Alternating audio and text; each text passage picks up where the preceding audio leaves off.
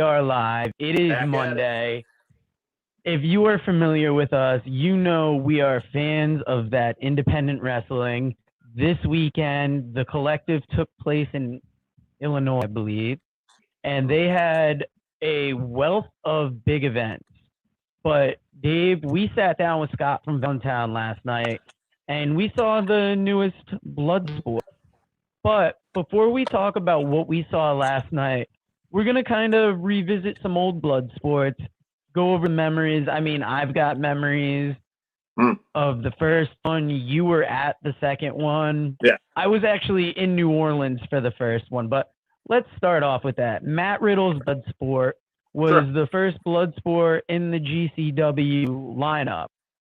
And there were some names on this, like former guest of the show, Dominic Greeny was on there. He took on Kyle the Beast. You had Eddie Kingston, which I was very surprised to see Eddie Kingston included in this. He took on Tracy Williams. You had Martin Stone versus Masada. Masada, to me, I would think of him more of kind of like a hardcore, almost deathmatch wrestler. You had Walter in there, took on Tom Lawler. Dan Severn versus Chris Dickinson. Nick Gage was surprising. He took on Timothy Thatcher. And this was headlined by Minoru Suzuki versus Matt Riddle. Who came out on top in that Dickinson-Severn match? How did that go? You remember? I believe Severn beat Dickinson. Okay. And this took place in New Orleans. Me, Scott from Voluntown, and our friend Kristen were there. And we did not go to this because I don't remember if this was going on the day we landed. If nobody out there has ever done a WrestleMania weekend, they are fun, but they can be a little stressful because they pile those events from pretty much starting Thursday night right up until WrestleMania. So depending on how early you get there and what you get tickets for, it can take up a lot of time. I want to say this was a 4 p.m. show, and I remember trying to stream it in the hotel room, but we were having issues with it. And when it first came out, it was such a novel concept. The no ropes, basically knockout or submission type gimmick. And from that first one, I found this to be a very enjoyable show to watch. So you said you never saw the first one, right? No, but I do want to say something there. You know, the WrestleMania weekend, you were talking about how it can be stressful and, you know, you're trying to make it show to show. Thank God. We won't probably have to worry about that for a long, long time. All right. Now, because of COVID, all right, it's probably not going to be as many jam-packed shows. So don't worry about it, people. You'll be able to sit home or figure it out. So. No, and I mean, it's fun to do. Like, I'm not complaining about the weekend at all, but like, you kind of have to decide what you want to buy a ticket to. Because do you want to go see Rev Pro, or do you want to go see whatever the competing show is across town? Yeah. Now, when me and Scott went to Orlando, we cut it close to a couple shows because they're within a reasonable distance of each other, but you forget about traffic, and then you forget about like what time the show lets out versus what time the other one starts. Bloodsport always brings something different, though, obviously. You know? Yeah, and like for that first one, Dominic Greeny, I had seen him on Evolve, and I didn't think he was presented well in Evolve. I've liked him more in MLW, and Bloodsport seems to be the place where his style is almost best displayed. Yeah. Eddie Kingston was the surprise on this card. Him and Masada, I wouldn't have necessarily thought about them fitting in, but they were in there. Eddie Kingston is always a pleasure to watch. Now, that took place on April 5th, 2018, down in New Orleans. Now, on April 4th, 2019, in New Jersey, Josh Barnett's Bloodsport 1 took place. And that included Dominic Greeny versus Phil Baroni, J.R. Kratos versus Simon Grimm, Davey Boy Smith versus Jr. versus Killer Cross, Masashi Takeda versus Jonathan Gresham, Chris Dickinson versus Andy Williams, otherwise known as The Butcher, Frank Mir versus Dan Severn. Hideki Suzuki versus Timothy Thatcher, and Josh Barnett versus Minoru Suzuki. What can you tell us about traveling down to this show? Well, one thing I want to say too, actually, going back to Guarini, he actually talked about that night and how that wasn't the best experience for him. If you remember on our show, he said that it wasn't anything personal, but Baroni just didn't really have a lot of experience, I think, doing this style of the match. And just communication-wise, it wasn't the best match for him, and he wasn't really happy, but he'd love to be on there again. But that night just didn't work out well for him. As far as the show goes, I was very excited. I remember it was something different. And, here's a little fun thing that a lot of people won't know that watch the broadcast, but you weren't there live. Up in the balcony area as we were sitting down, for whatever reason, and this was probably when he might have just got out of contract to WWE. What was the date of that show again? 2019, April? That was April 4th, 2019. Okay, so Jon Moxley was in attendance, if you remember. He hadn't showed up or anything yet with AEW, and William Regal, was also in attendance. They were talking to each other in the balcony. So probably Regal was recruiting talent, I imagine, and I believe Moxley and Regal are actually friends. So fun little fact of people at the live show. And that will continue in the storyline of the Bloodsport series, but we'll get to that for the next event. Now, what matches do you remember particularly sticking out? What were you excited for going into this event? Well, really curious to see Frank Mir against Dan Severn, because Mir had no real pro wrestling experience. So it's kind of interesting to see how he would fare. As it was short, nothing really spectacular, I thought, out of that. The match that I really liked that stuck out were Davey Boy and Cross. That was really one of the first times I saw Cross. I heard a lot about him, so he looked outstanding to me. But Davey Boy is just phenomenal in these settings. Absolutely loved it. And Barnett and Suzuki, such a classic.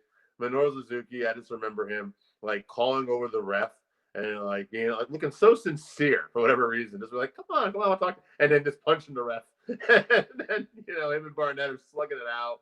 It ends up going to draw, and people just really loved it. These Bloodsports are so intense, They really put across the fact that they make you feel like this is going to be a legit no holds barred type situation. Whereas obviously it has to be somewhat in control, but they really put that good vibe out there. It's okay, this is something different.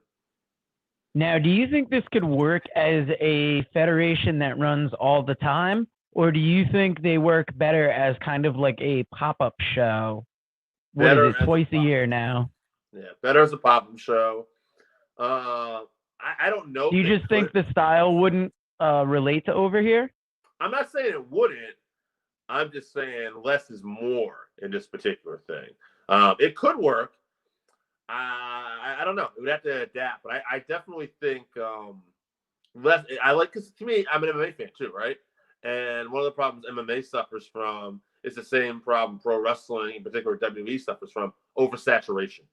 So there used to be MMA events were only on maybe a pay-per-view every couple months, and now there's pretty much a TV show every weekend, just like pro wrestling and stuff. So you have to kind of pick and choose what you want.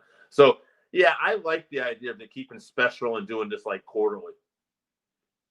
Yeah, and I've really liked the talent they have pop up, because you have JR Kratos, which I believe when we talked to Ray Lucier, he mentioned him as a West Coast talent that you don't see pop up on a ton, and he is a massive man.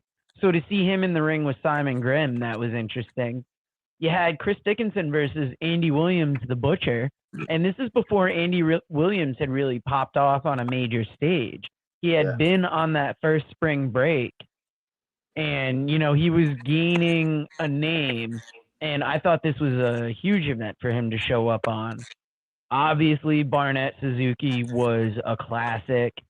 If you were going to watch one match from any of these events, I would say it'd be that one. And that would probably, I would imagine, sucker you into watching all of them.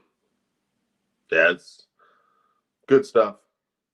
Now, the next event, Josh Barnett's Bloodsport 2, took place late last year. It was September 14th, 2019. And that was also held in Jersey. It started off with Matt Mikowski versus Rory Gulak, Sumi Sakai versus Lindsay Snow, Anthony Henry versus Zachary Wentz, Eric Hammer versus J.R. Kratos, Allison Kay versus Nicole Savoy, Anthony Corelli versus Simon Grimm, Timothy Thatcher versus Grisha Minoa, Davey Boy Smith Jr. versus Tom Lawler, Killer Cross versus Nick Gage, and Josh Barnett versus Chris Dickinson. This is interesting because the spot that Chris Dickinson filled in for was supposed to be Moxley, but he got that MRSA infection. Yeah. And it was interesting because he had been watching the one before. Think about him and Regal sitting up in the balcony talking about how they'd like to get into that and how it probably pushed Moxley along to want to get involved in this event. Another interesting thing you wrote there, Anthony, what was his last name? Anthony Henry. We've seen him a lot up in... Not that one. Anthony Corelli, Santino Marella. Right. For people who don't know, yeah. The comedy wrestler from WWE doing a shoot fight. He does train in martial arts, but it was interesting to see him in that setting. I thought he did well. So. Yeah, he runs the Battle Arts Academy in Toronto, if I'm not mistaken. Yeah. Anthony Henry was interesting to me because we've seen him as part of the Workhorsemen with JD Drake, and I wouldn't have necessarily thought of him as a Bloodsport competitor. Yeah. But he took on Zachary Wentz, who another one I was surprised to see, but they put on a very good match, I thought. I saw part of this one. I never got to finish it. I saw Cross actually in MDK. I really liked the way they worked that match. That being said, the thing I really remembered was Cross called out Batista after this whole thing was done. And it kind of popped a lot of everybody and was like, oh, what's going to happen here? But obviously nothing. But the idea of like having a Batista at an event like this, that kind of name, but somebody who might be able to do this style against somebody like a Cross would have been definitely very exciting if they could have pulled that off. Yep. And who's to say it couldn't line up something for him in WWE? Maybe a WrestleMania main event down the line. Oh, yeah, sure. Setting seeds. Now, Nick Gage, I mean, I'm always surprised to see Nick Gage in one of these events, but Nick Gage is such the heart of GCW that almost how do you have a JC or GCW related event and not have him? Lindsay Snow, she was on this event. And I mean, shit, we talked about her quite a bit last night. We'll get to that. Yeah. She definitely has a different look. And she took on Sumi Sakai, who is a lady that we saw wrestle a lot with ROH. Mm-hmm. And this was actually the first event where they included women, and it was good to see because, like we found out, Allison Kay has apparently a fighting career. Yeah. Lindsay Snow was something else. Sumi and you Sakai. can see who got invited back by last night, too. Allison Kay and Lindsay Snow both got invited back last night. So that's true. Yeah. Now, Timothy Thatcher was on this one. Tom Lawler versus Davey Boy Smith Jr. Mm-hmm. That is a major match. Yeah, Davey Boy excels at these. Yep. Obviously, you didn't see much of this, so I'm waiting for you to comment on it. Yeah. You're not going to say much. You're going to be waiting. Now, we'll get to Josh Barnett's Bloodsport 3. Took place last night as part of the collective out in Illinois. Have you watched many of the other events that happened at the collective, or did you just see the part of the spring break that we watched before that? Yeah, that's all I got to see this weekend. Super busy, so. Now, what do you think about the arena starting off that they held it in last night? For the events that I've seen lately from GCW coming back, they've done like the boardwalk, they've done out in the park. Sure. It was interesting to see them inside a building again. Oh, we're I believe it was actually in Indiana last night, by the way, too. But that's definitely we're trying to get back, right? Like that's what's going on across the country and the world. Like we're trying to get indoor events back. So it's safer to do these outdoor events, but Indiana might be at a different stage where they're allowed to have X amount of capacity in these indoor events. And, we're getting into October. So if we're going to have these events, we're going to want to be indoors probably. So, but I thought it was nice to see. Honestly, it was nice to see just like when I watch New Japan right now too, right? It's nice to see indoor wrestling with some fans. Like that's something I appreciate. Yeah, and I would say of any of the companies that have been out there, GCW almost seemed to be the most socially distanced. Hmm. You saw people spread out in the stands out there, and Yeah. it would have almost been like sad to see if it was any other event.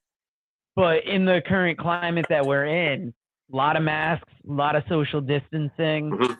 So at least Indiana's trying not to fuck up and have a back ball. Now, going into last night's event, what were the biggest matches you were looking forward to going in? Oh, without a doubt, Filthy Tom versus Homicide. Just to see Homicide event like this. Mox and Dickerson, of course. And again, I said he excels in these type of environments. Davey Boy Smith Jr. Against Josh Alexander from Impact, who I've always been impressed with since I've been watching Impact with him and Ethan Page in the North. Yeah, as part of the North. They had that really dominant run with the tag titles before the Motor City Machine Guns came after them. And shit, now Big Luke Gallows and Carl Anderson are coming after the Machine Guns. And that's coming up at Bound for Glory. And it's all going to be an interesting intersection. But we are talking about Josh Alexander here. Now, we weren't familiar with Matt Mikowski last night. And I didn't realize that he led off Bloodsport too. Yeah. Him versus Simon Grimm, decent match. But I got to say, the ladies, that little tournament they had, was a nice feature of the event, featuring some hard-hitting ladies there. Yeah, Chad Gable. She looked great. That's what we nicknamed little Layla Hirsch, the Russian Dynamo. Mm-hmm. Lindsay Snow, we talked about it. She has a really interesting look. She's got all these tattoos. Tattoo City. We talked about it. Mouth at one point. She looks like a jacked up, I wouldn't fuck with Pink. She's just different presence, different look altogether. I like it. I mean, yeah, you would fuck with a girl like that, but not if she's as like dominant as that. You might only give her one run around the old go around, but I'd be cautious. Yeah. Yeah, she's not gonna be a repeat performance. Who knows what she's up to? Yeah, I hit that for you, miss. Now, the next one on here, Calvin Tankman versus Alexander James. Tankman has showed out huge for recent GCW events. You weren't very familiar with Tankman, are you? Yeah, and I don't think this was like the kind of match for him either. This was one I really wasn't impressed. I thought he came off a little sloppy in his setting, kind of laying down on him. I've seen stuff like highlights of this guy. It definitely looks like he can go. But I don't like this particular setting for him. I don't know. It didn't work for me. Maybe it was the chemistry between the two opponents, but no. No, dog. Now, that's a pass. That's a no for me, dog. Now, would you say that of all the performers that Bloodsport has ever had, he has been probably the biggest mispick? Because, like, I would think Homicide would be a weird choice. I would think Masada and Eddie Kingston would be weird choices. But they all put on great matches. Homicide had that awesome spot last night too, where he was just stomping on Lawler's head, and it looked like they were going to stop the match. So, hats off to those two. I won't put Calvin on the spot like that, because I'd have to go back and watch all of Bloodsport 2, to be fair, and maybe even Matt Riddle's Bloodsport. So that wouldn't be fair. But he could have been. I won't say that though. And I mean, he's not a bad wrestler. He's a huge guy. He's almost got he's like a fat Will Hobbs, we'll call him. Yeah, you know what? I'm sure he loves that. Fat little Will Hobbs. But you know who I think also didn't work out though, if you want to go back to it, was Garino's about Phil Baroni. Phil Baroni had a ton of MMA experience. Now here's the thing. You have to have kind of a unique background to do this, because it's great to have that MMA background, but you can't legit just go out there and kill people too. So you really have to be kind of a master at MMA and pro wrestling. That's snug, tight, but also at the same time, I might hurt you, but not injure you offense, if that makes sense. Yeah, I got you. Yeah, and because on the flip side, you could end up, holding back your punches or something too much, and then you look awful too. Yeah, and this is an event that, like we said, it has like a real definite vibe to it. And like with Homicide stomping Lawler's head, or when Davey Boy Smith is on top of Josh Alexander, just slapping him in the head as he's got him mounted. That was wild to see. That there are elbows that get thrown. There's some amazing grappling. Yeah. This event has to be one of the best. One of the performers, I forget who, actually said too that it's unlike any other locker room he's ever been in before these events too. That there's just a certain intensity and excitement. I think it was Josh Alexander actually. That was a lot of fun for him, and that the intensity in the locker room and everything is just like up another level for this. So is it because of the really, yeah? Is it because of the legitimacy of the performers coming in? Everybody has some degree of martial arts / fighting experience. So you want to put on a good show. You know it's got to be worked a little bit, but you're also kind of I'm not familiar with MMA, so I don't feel comfortable necessarily speaking on it. But you're bringing that kind of move set, maybe that kind of intensity, but working it, which is not how MMA is believed to be. No, it's not. I would say that is probably part of it. Some of these performers, these legitimate performers in the back. And then, of course, maybe, they were all pretty excited to see Moxley there in his sweatpants showing up. Yeah, when he first came out, he looked comfortable. He did. He looked like he was very relaxed to be there. Actually, I got to say this about Mox. He had a great match, but his theatrics, I'll call them, the little shoulder thing he does with the hands and all that stuff, felt a little out of place for me in this event. It almost felt a little too pro wrestling. Whereas, we're trying to get a little away from pro wrestling. We're doing that / pro wrestling hybrid MMA style. So, I don't know. I thought he should have maybe done just my opinion as a fan, by the way. I don't care. I love Mox, but whatever reason, when he came out, a little too into his, might be a little too much of little Dean Ambrose days for me when he came out. Once the bell rang, though, we got it on. That's fair to say, but I mean, you had a main event like Barnett and Suzuki that set the stage for a big fight feel, and just the way that whole thing progressed, it's going to leave you wanting for some other main events on this card. That being said, I'm sure Josh Barnett and company were pretty happy to have former WWE, current AEW star Jon Moxley on their show. That ain't, current New Japan US champion too. Could have done whatever the fuck he wanted. He could have showed up in a fucking taco suit, and they would have been like, "Thanks for showing, John. We appreciate it, buddy." Now, we talked about this last night, but we love the presentation of them walking out everybody, lining them up in the ring, announcing them, Josh Barnett coming out, introducing them, saying a word. It almost has that all Japanese feel where there's a big tournament, everybody comes out, you see him at the beginning, and then you see your favorite characters go to war. Actually, the biggest MMA promotion of all time, argued besides UFC, is Pride. Some would say even more out of Japan. They would do that same thing for tournaments too. They would bring out the competitors just like that. So that is definitely a Japanese element besides pro wrestling, MMA as well. So I gotta say, you were talking about Pride quite a bit last night, but Pancrase is also another. Pancrase is also. Pancrase is another promotion that was big in that. Mm-hmm. Now, I mean, be careful about what you're talking about. You let out secrets. yeah. You know what's up. This could go wrong for both of us fast.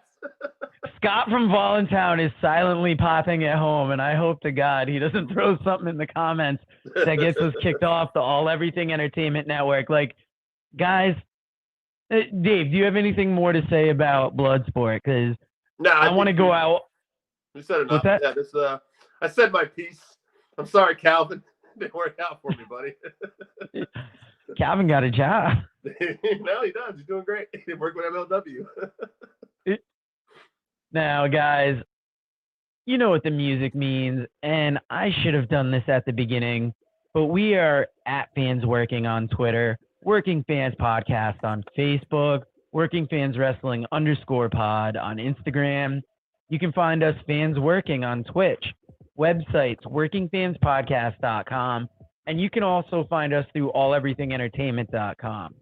Our email is workingfanswrestlingpod@gmail.com. Guys, we are selling shirts. You want to buy a shirt, you want to buy a sticker, get a hold of us.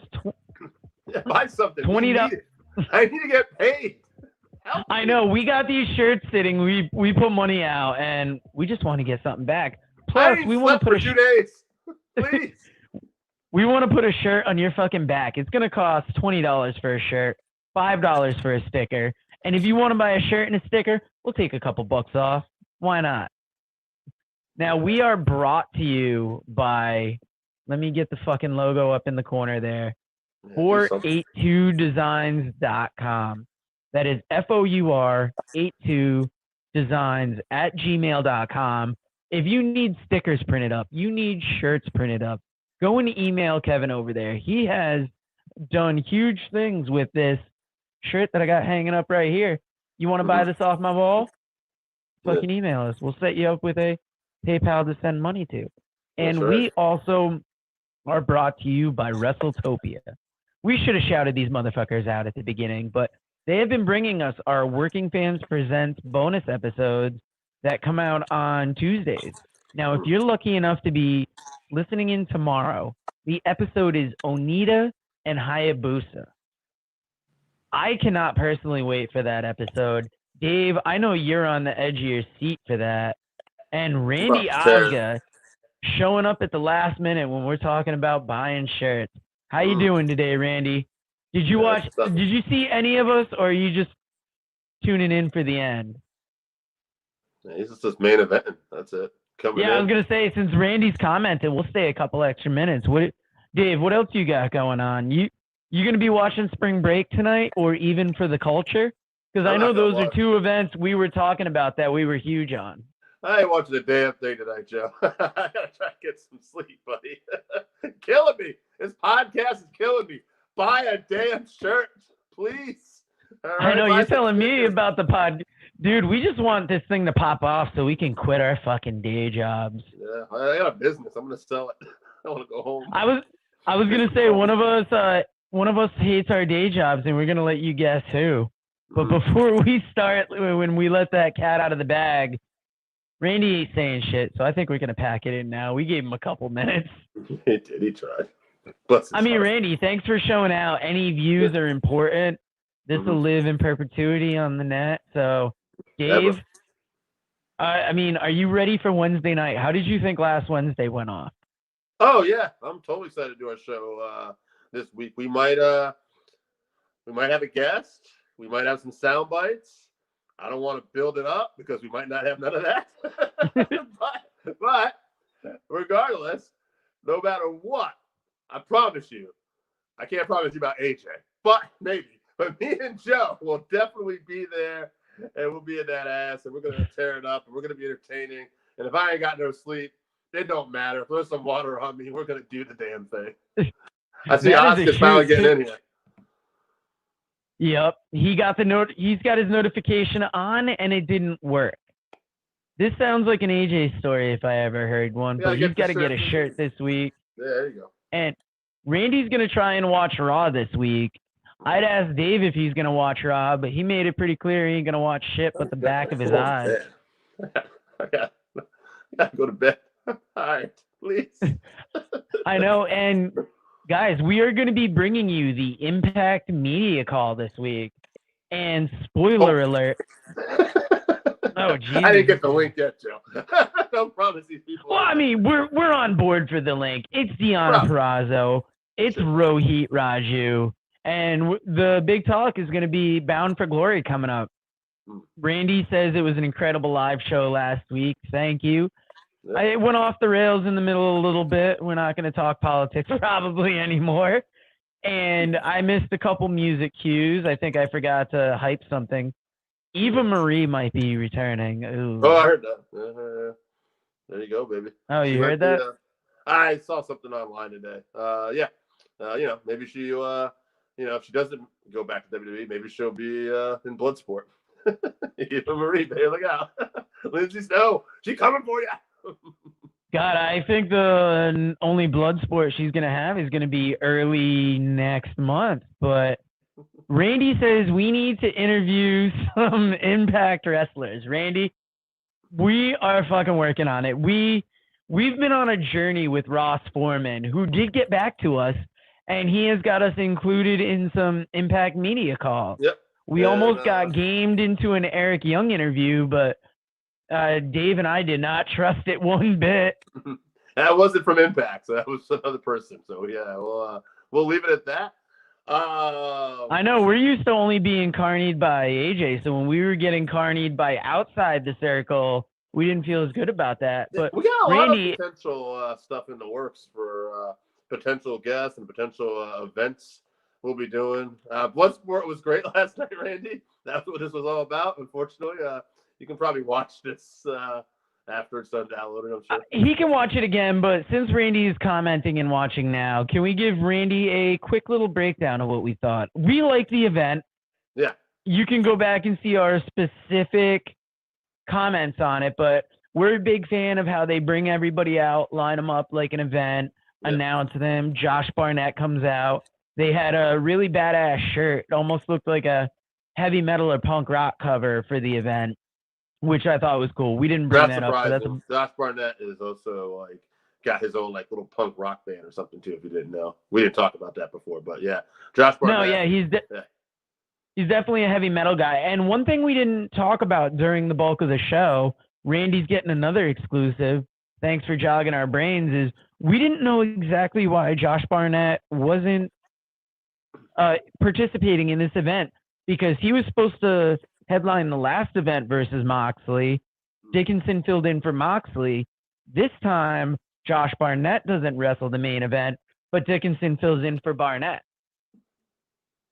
Yeah, I don't know. I can't confirm anything on that. I had an idea, but I'm not going to say anything because I don't know. So it's not fair. So, and I would never want to piss off Josh Barnett. As far as I'm concerned, he is a great, great man. We love him. Yeah, we're not going to speculate. I mean, we would have loved to have seen him in there, but Dickinson was a good enough replacement. Randy is looking forward to the MLW restart. We all are. We cannot wait. We're definitely not waiting for Casey Lennox, who may or may not get back to us. Okay. We might have to pull the plug on this. This is going to end up us just burying people. Randy, thanks for stopping by. Well, I mean, to be fair, she's one of the few guests that has fallen through. Nobody's particular fault, but we are such big fans of MLW shit. We started off with Doug Markham.